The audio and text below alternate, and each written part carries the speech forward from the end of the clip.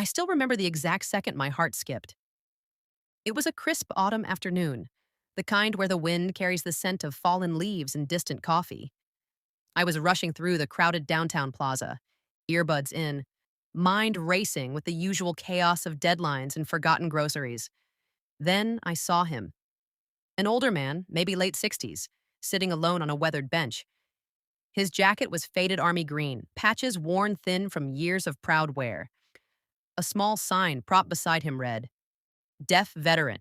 Thank you for your service. His eyes were fixed on the ground, shoulders slightly hunched like the weight of unseen battles still pressed down on him. Something in me stopped. Not pity. Respect.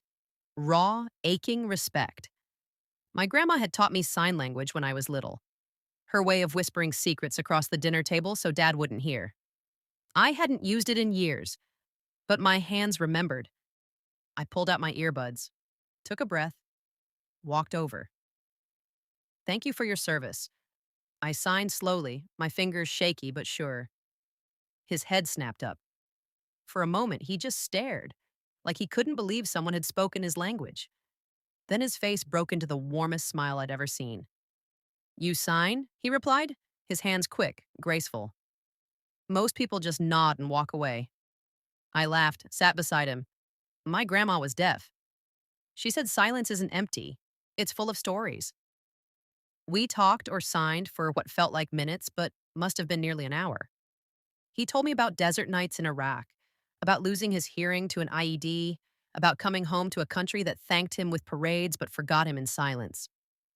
His name was Robert.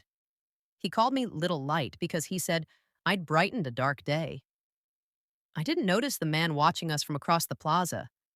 Polished shoes, crisp uniform, 4 stars gleaming on his collar. I didn't see the way his eyes softened, then narrowed with recognition. I didn't know that in less than 24 hours, my small act of kindness would unravel a betrayal I never saw coming.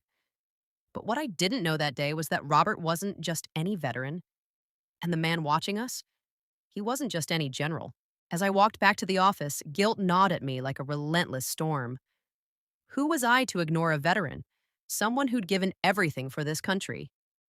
But the pain from my family's call lingered, mixing with the humiliation from Evans. It all started crashing down, memories of how I'd ended up here. My ex, Jake, a fellow soldier, had been part of it too. We'd dated for 2 years. He knew about my injury, promised to stand by me. But when things got tough, he bailed, saying I was too damaged now. Worse, I found out he'd been cheating with a friend from my unit. You're not the same, Molly, he'd said, his eyes cold. That betrayal shattered me more than the accident. I'd learned ASL partly inspired by a deaf comrade in our platoon, but Jake mocked it, calling it a waste. Now, alone, I clung to it like a lifeline. Back at my desk, the afternoon dragged on. Evans piled on more work, her sneers constant. Hurry up, Collins. Or are you too busy daydreaming about your glory days? I bit my tongue, but inside I was raging. Then, fate pulled me into the lobby. There he was again, the veteran, trying to communicate with a young specialist at the front desk. The kid shouted slowly, like volume could bridge the gap, then shoved a notepad at him and turned away. The old man's face fell, confusion and hurt in his eyes. It was like watching myself. Ignored, dismissed. My heart broke. No more, I whispered to myself. Despite the fear, I stepped forward. My hands rose instinctively. Hello, sir, I signed. I'm Specialist Collins. Do you need help? His eyes widened, then lit with pure joy. Thank God. He signed back, his fingers quick and sure. Finally, someone who understands. We talked, or signed, about why he was there. His name was Robert Vance, a Vietnam vet looking for his son in a briefing. I contacted the aide. It would be a 2-hour wait. My phone buzzed. Evans, furious texts. Where are you? Get back now. But I couldn't leave him. Let me show you the museum while we wait, I signed. He nodded gratefully. In the museum, surrounded by artifacts of bravery, Robert came alive. He signed stories of the jungle, the heavy radio on his back, friends lost to ambushes, names from Iowa, the Bronx. etched on those walls outside.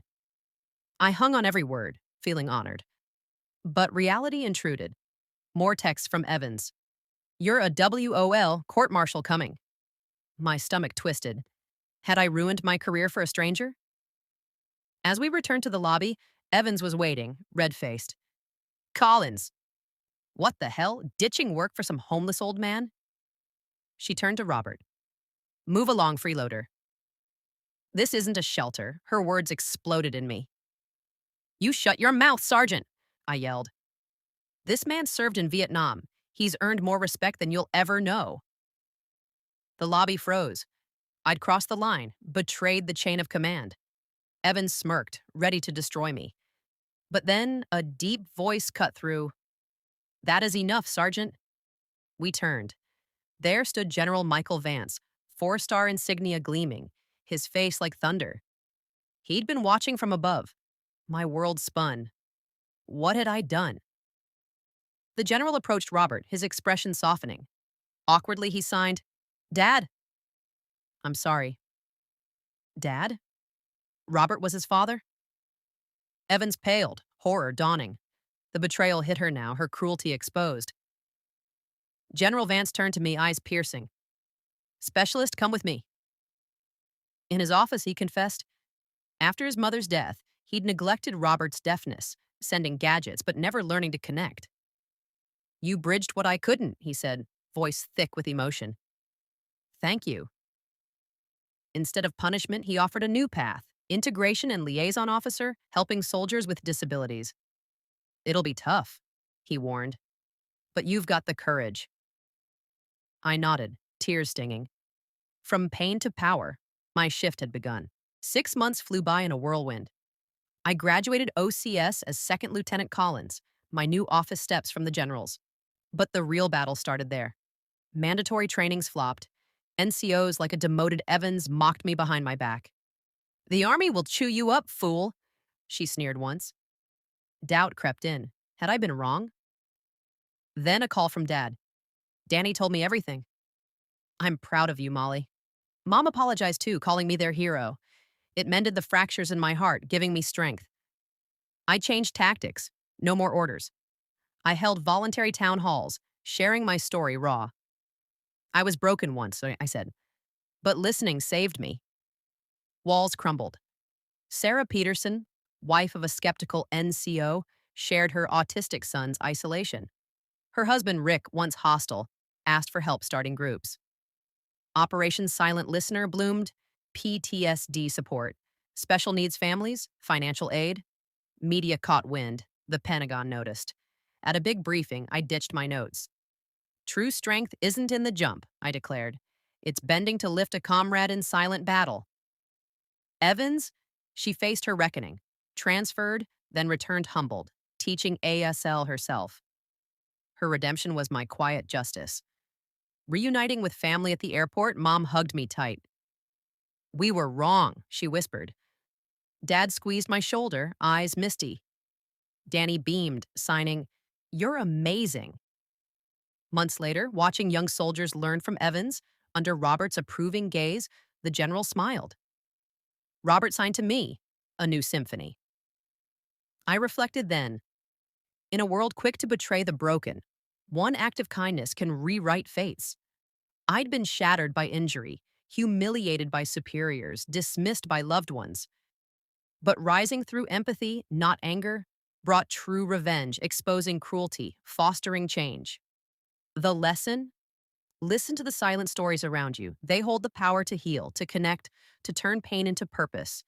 And in that, we find our peace.